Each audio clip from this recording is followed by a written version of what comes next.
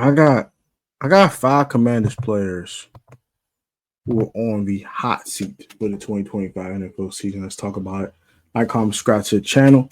We're on the road to 7,000. We need 37 subscribers to get there. Hit that subscribe and that like on that share button. I love you guys. Let's get today's video started. And let's find out who these 5 guys are. I probably kind of know who these guys are, though. But let's talk about it.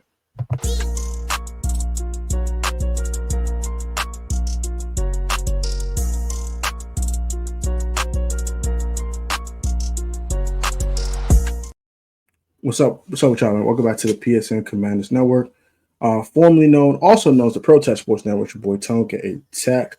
Back with another video, man. If I get to a glory to God, for God's right now, God will open doors and pay with all people in the Lord name. Pray, today's video, I am here to wrap up the Washington Commanders. If I get too far into today's video, however, I don't have a verse of the day for you guys per se, but I do have a chapter you can read. Go read Matthew 24 today. That is the chapter of the day.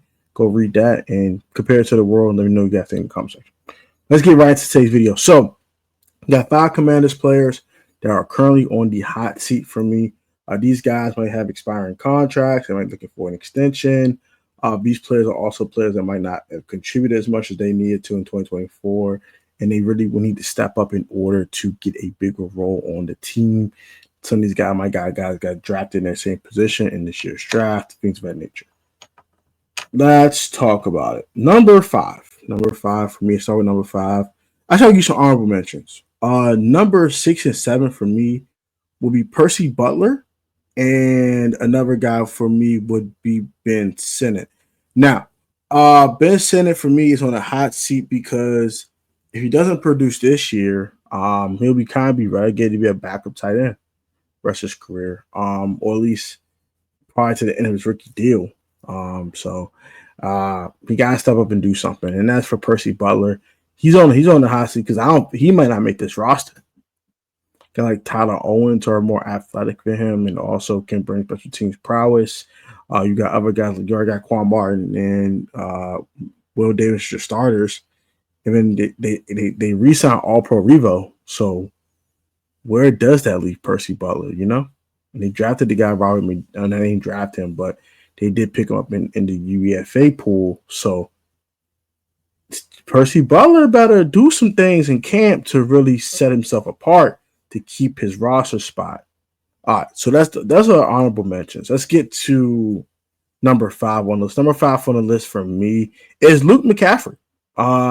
Only 17 receptions for 184 yards last year, I think off 24 targets or 22 targets, something like that.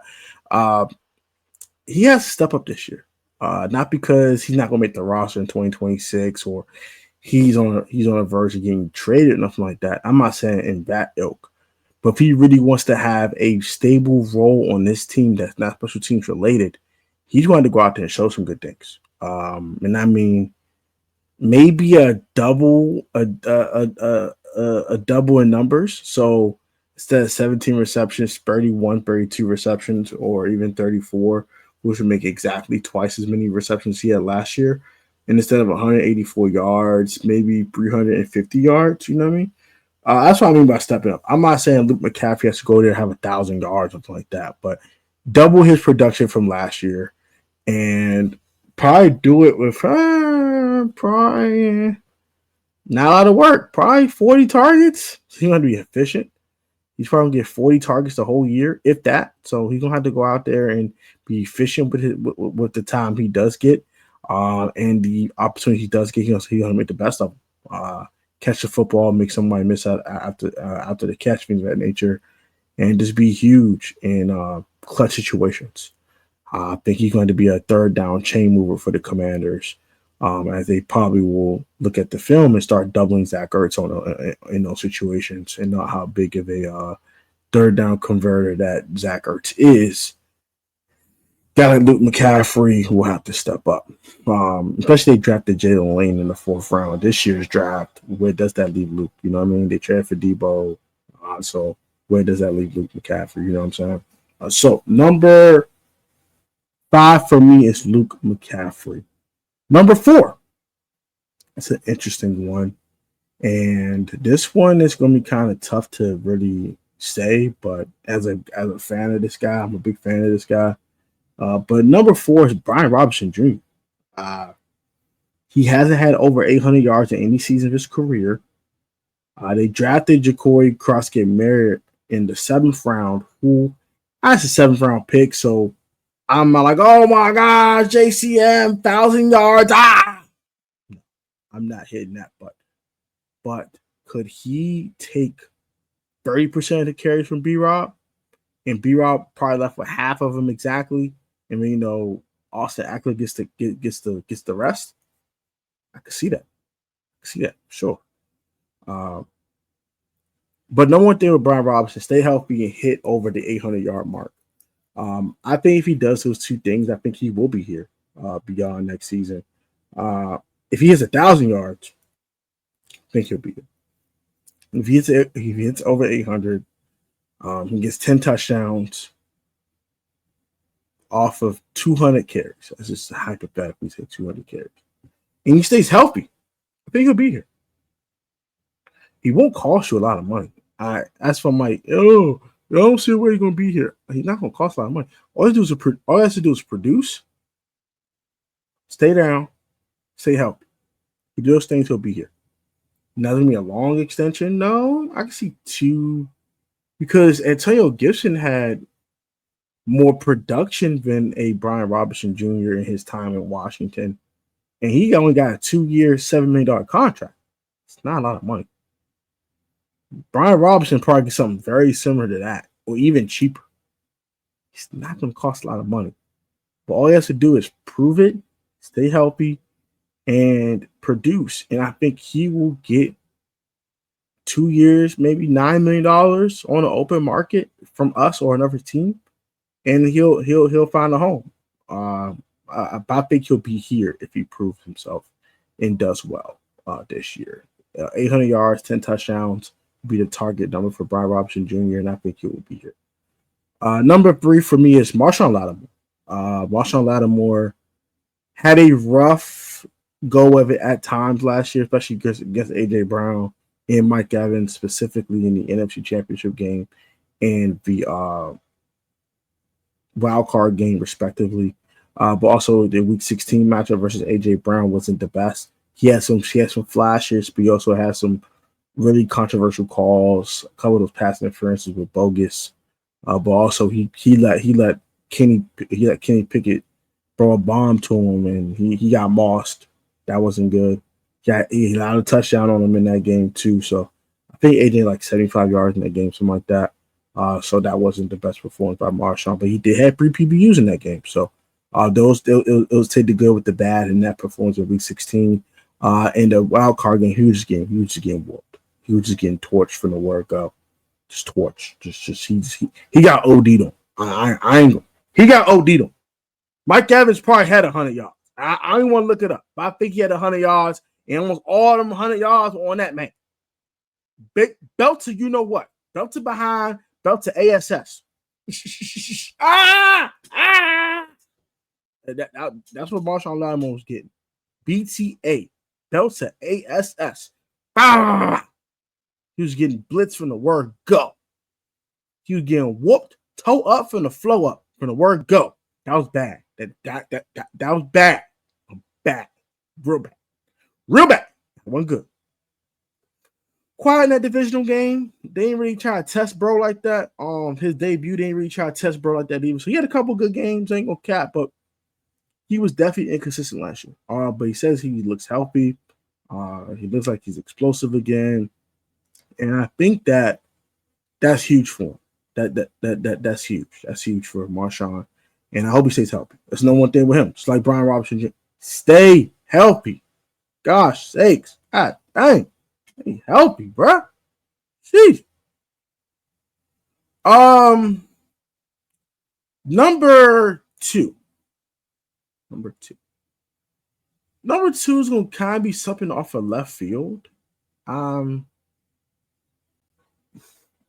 This one's a little controversial. I want to be honest. Number 2 for me would be Deron Payne. He needs to show something more than he's shown in the last couple of years. They can save $16 million next year by releasing him. Similar with Jonathan Allen. So, last year of that 4-year, $90 million extension he signed in 2022. So, if he doesn't produce this year, he has a cap number of $28 million. They can save 16.9 by cutting him. And that just means they're going to save a lot of money. They could probably use, because Jaden Daniels' extensions are around the corner. He's going to year 2, I get it. But he'll be going to year 3. And after that, it'll be time for extension time. It's extension time. You know what I'm saying? It's time to kick that bread out. So,